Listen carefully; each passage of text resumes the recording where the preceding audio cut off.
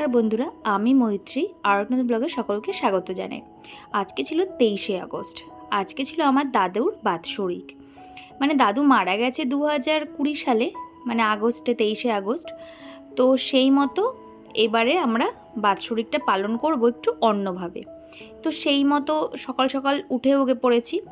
আর জানো তো, আমার দাদু ঠাকুমা 1 বছরের তফাতেই মারা গেছিলো। আমার দাদু মরার 1 বছরের মধ্যেই আমার ঠাকুমা মারা গেছিলো।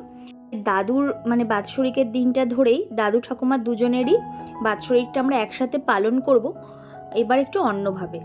তো সেই মতো সকালে আমি পুজো দিয়ে নিয়েছিলাম ঘরে, তারপরে বেরিয়ে গেছিলাম যেখানে আর কি আমরা এবার বাৎসরিকটা পালন করব। মানে আমরা এবারে পায়রাডাঙ্গায় যে উকিলনাড়াতে ভারত সেবাশ্রম সংঘ আছে, ওখানে কিছু বেশ অনাথ বাচ্চা থাকে। তো সেগুলো নিয়ে তোমাদের সাথে ডিটেলসে পরে বলছি। তো গিয়ে ওখানে এত সুন্দর লাগলো।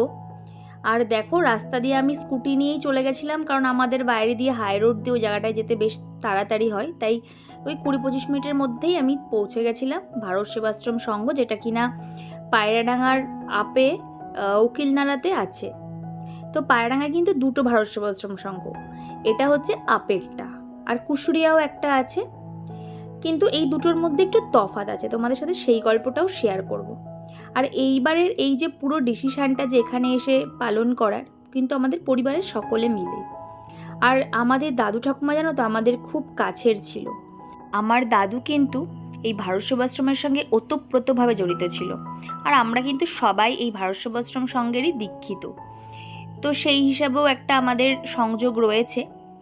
কিন্তু এইবারের জিনিসটা যে এত সুন্দর করে হবে সত্যিই ভাবতে পারিনি। সত্যিই এ এক অন্য অনুভূতি।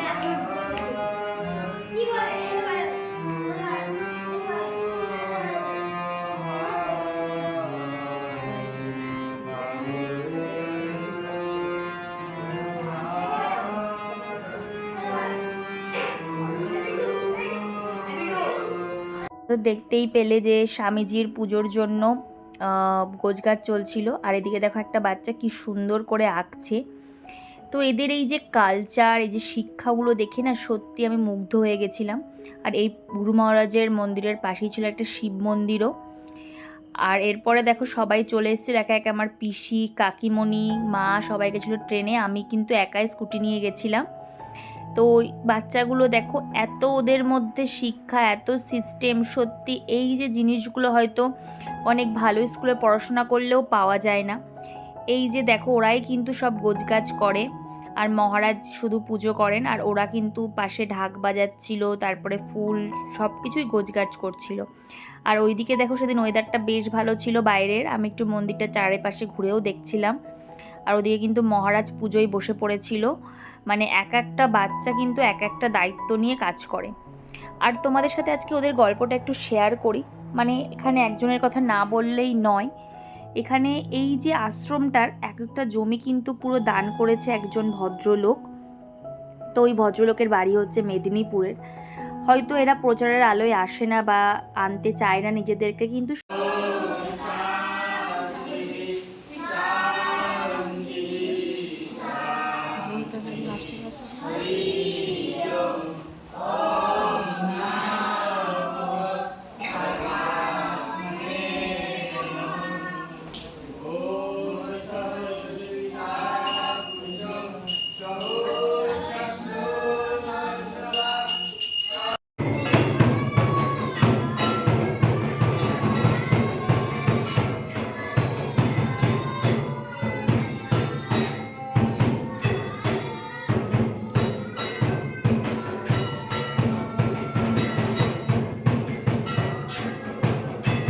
গিয়ে দেখতে পেলে যে পুজো শুরু হয়ে গেছিলো।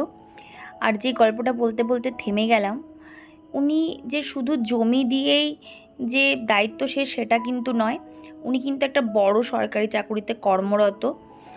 এখানে কিন্তু কোনো রকম ডোনেশন আসে না। এখানে 40টা অনাথ বাচ্চা থাকে। এখন এদের আর অনাথ বলা যায় না, যেহেতু এরা একটা বৃহত্তর পরিবারের অংশ। জাস্ট তোমাদেরকে বোঝানোর জন্য কথাটা বললাম আমি। সবাই যে অনাথ এখানে সেটাও কিন্তু নয়, অনেকের বাবা মা আছেন, কিছু অসুবিধার জন্য এখানে রেখে গেছেন। আর উনি এখানে কিন্তু নিজেও থাকেন, উনি নিজেও এদের দেখাশোনা করেন, ওদের ভরণ পোষণ, খাওয়া দাওয়া সব দায়িত্বই কিন্তু উনি নিয়েছেন।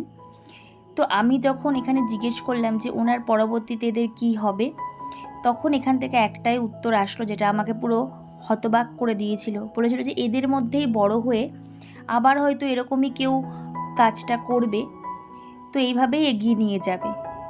তখন সত্যি বলছি আমি এখনো কথা বলতে পারিনি। এটাই হয়তো প্রকৃত শিক্ষা। আজকাল চারিদিকের যে সমাজ ব্যবস্থা যা কিছু দেখছি, তো এখানে গিয়ে কিছুটা হলেও ধারণা পরিবর্তন হয় যে আজকালকার সমাজে এরকম মানুষও আছে। এসব মানুষগুলোই কিন্তু লোকচক্ষুর আড়ালে থেকে আমাদের প্রকৃত শিক্ষা দিয়ে যায়। এই সব মানে শিক্ষাগুলোই হয়তো আমাদের প্রকৃত শিক্ষাকে বা সঠিক পথে চালনা করতে আমাদের সাহায্য করে। আর এরপরে দেখো পুজো শেষ হয়ে গেছিলো, সবাইকে ফুল দিচ্ছিল, মানে ফুলটা গুরুদেবের চরণে দিয়ে তারপরে আমরা সবাই মিলে প্রণাম করব। তো আর এরপরে চন্দনও পরিয়ে দিচ্ছিল। সত্যিই নিষ্পাপ মুখগুলোকে দেখে মানে কত কিছু যে শিখছিলাম, যে ভাবছিলাম যে আমাদের এখনও কত কিছু শেখা জানা বাকি আছে। আর দেখতে পাচ্ছ এদের শিক্ষা কি সুন্দর, একে একে সবাই লাইন দিয়ে মানে প্রণাম করছিল। আর যেটা বুঝলাম যে নিজেরাই একটা বৃহত্তর পরিবার মানে তৈরি করে নিয়েছিল, যেখানে মানে সুখ দুঃখ সব ওরা নিজেদের মধ্যেই ভাগাভাগি করে নিচ্ছিল, মানে ঝগড়াও করছিল, আবার কিন্তু কেউ দুঃখ পেলে তাকেও কেউ মানাচ্ছিল। তো এই জিনিসগুলো দেখে এতটা ভালো লাগলো, যত সময় কাটাচ্ছিলাম ততই মানে অনেক কিছু শিখছিলাম। আর এই দিকে দেখো আমরাও প্রণাম করে নিলাম গুরুদেবের চরণে ফুল দিয়ে। আর জানো তো মানে এই যে এখানে গিয়ে যদি কিছু নাও করতে পারো, যদি একটু ওদের সাথে সময়ও কাটাও না, তাও আমার মনে হয় অনেকটা তোমাদের ভালো লাগবে। এখানে কিন্তু সকাল থেকে পুরো রাত অবধি খোলা থাকে, মানে যখন খুশি ইচ্ছে যাওয়া যায়। এখানে কিন্তু যদি তোমরা পুজোটা দেখতে চাও দুপুরের, এখানে কিন্তু 11টার থেকে শুরু হয়। তো যদি কেউ পুজোটা দেখতে চাও তাহলে কিন্তু 11টার মধ্যে যেতে হবে। আর 12টার মধ্যে কিন্তু গেট বন্ধ করে দেয় গুরুদেবের ভোগ লাগিয়ে আর কি। তো এটা গিয়ে যেখানে বুঝলাম যে আমাদের তো চাহিদার কোনো শেষ নেই, কিন্তু ওরা কিন্তু ছোট ছোট জিনিসেই কত খুশি। মানে ওদের কাছে কিন্তু তেমন কিছুই নেই, কিন্তু আনন্দগুলো কিন্তু ওদের কাছে ভরপুর আছে, যেগুলো কিন্তু আমাদের কাছে বহুত অভাব আছে সেই জিনিসগুলোর। হয়তো কম থাকলে বা কম জিনিস পেলে হয়তো মানুষ এটার কদর হয়তো বেশি করে বোঝে। আমরা কিন্তু অনেক কিছু পেয়েও হয়তো জীবনে খুশি নই। এই মন্দিরের সামনে কিন্তু একটা মায়ের খুব সুন্দর মন্দির তৈরি হচ্ছিল, আর ওই সাইডে ঘরটা দেখতে পাচ্ছ, ওগুলোতে কিন্তু বাচ্চারা থাকে। আর এটা হচ্ছে মহারাজের মন্দির। এই যে সবাই মিলে দাঁড়িয়ে একটু ছবিও তুলে নিলাম, কিছুই নাই স্মৃতিগুলোকে একটু রাখবো বলে। এরপরে কিন্তু গুরুদেবকে ভোগ লাগিয়ে দিয়েছিল, তো ভোগও দর্শন করে নিলাম। তারপরে চলে এসেছিলাম বাইরে, মানে এইবার যে আমার দাদু ঠাকুমার যে কাজটা হবে আর কি, তো সেটা কিন্তু এই মন্দিরে না হয়ে বলল যে ওই বয়েজ হোস্টেল যেখানে মানে বাচ্চাগুলো থাকে তাদের ওখানেই হবে। আর এই যে দেখো বাচ্চাটা মায়ের সাথে কিন্তু ফোনে কথা বলছিল। আমি বললাম না এখানে কিন্তু সবার যে বাবা মা নেই এমন নয়, মহারাজের ফোন থেকে আর কি ফোন করে কথা বলছিল। আর ওদিকে দেখো আমার দাদু ঠাকুমাদেরও সাজসজ্জাগুলো করে নিচ্ছিল আমার কাকা আর পিসি মিলে। আমরা খুবই লাকি যে আমার দাদু ঠাকুমাকে আমরা অনেকটা সময় অবধি পেয়েছিলাম, তাই যাদের দাদু ঠাকুমা এখনও আছে আমি মনে করি তারা এখনও লাকি। সত্যি আমার দাদুর মানে আমাদের বিয়েটা দেখে যাওয়ার খুবই ইচ্ছা ছিল, আমার দাদু ঠাকুমা দুজনেরই, সেটা হয়নি। সেটা আমার কাছে একটা আক্ষেপ বলতে পারো। কিন্তু যাই হোক মানে দেখে গেছিলো যে আমার বিয়েটা যখন ঠিক হয়েছিল তখন দাদু ঠাকুমা দেখে গেছিলো, কিন্তু বিয়েটাই আর থাকতে পারেনি। এই যে দেখতে পাচ্ছ পিসি কিন্তু মালা দিচ্ছিল আমার ঠাকুমা দাদুর গলায়, কাকাও দিয়েছিল।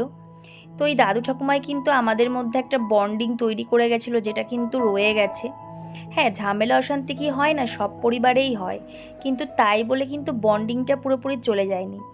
এরপরে আমি একটু ঘুরতে গেছিলাম, দেখো ওরা যেখানে থাকে, বাচ্চা মানুষ তো অতটা গোছগাছ করে হয়তো রাখতে পারে না, কিন্তু সবাই না, আমি ক্যামেরা নিয়ে গেছি দেখে বলছিল একটু গুছিয়ে নে সবাই মিলে ছবি তুলবো। তো এই যে দেখতে পাচ্ছ আমরা দাদু ঠাকুমার ফটোর সামনেও ছবি তুলে নিয়েছিলাম, আর ওদেরও একটু ছবিটা ক্যাদ করে রাখলাম যে পরবর্তীতে আমি দেখব। তো অবশ্যই ওদের ওখানে যাবো। আর ওরা খুবই কিন্তু আমাকে গিয়ে ওদের সাথে একটু মজা করছিলাম, আর ওরাও খুব মজা পেয়েছিল। আর ওদের কিন্তু খাওয়ার অ্যারেঞ্জমেন্ট চলছিল। আজকের খাওয়াটা কিন্তু ছিল আমাদের মানে দাদু ঠাকুমার উদ্দেশ্য করে।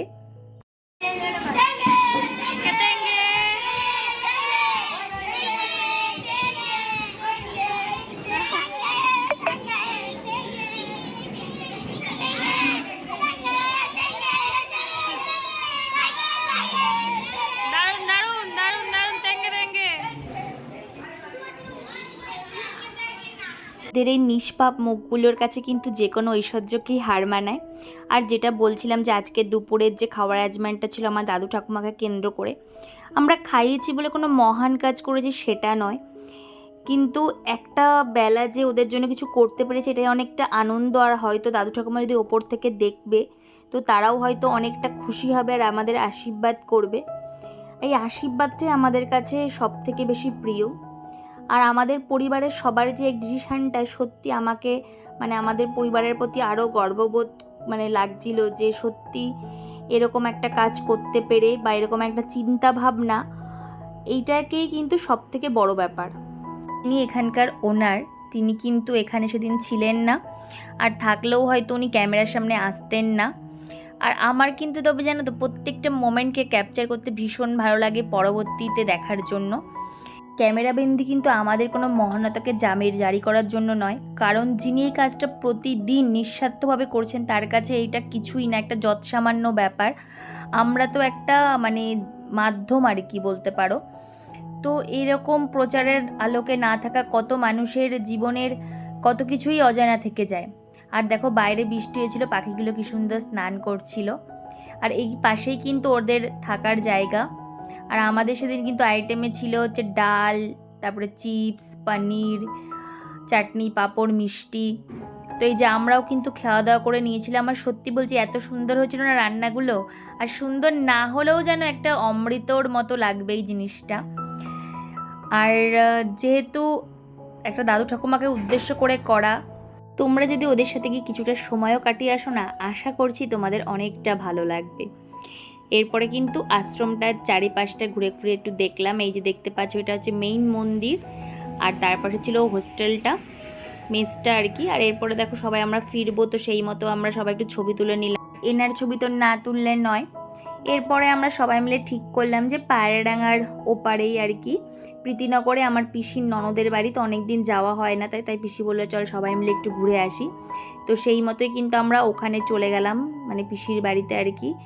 আমার এই যে মেজো পিসি, আমার 3টে পিসি ছিল, বড় পিসি আর এই যে মেজো পিসি এখানে রয়েছে, ছোটো পিসি কিন্তু খুব কম বয়সেই মারা গেছিলো। এই যে আমার বড় পিসি দেখতে পাচ্ছ, আর এটা হচ্ছে আমার পিসির ননদ, আর এক পিসিই বলতে পারো।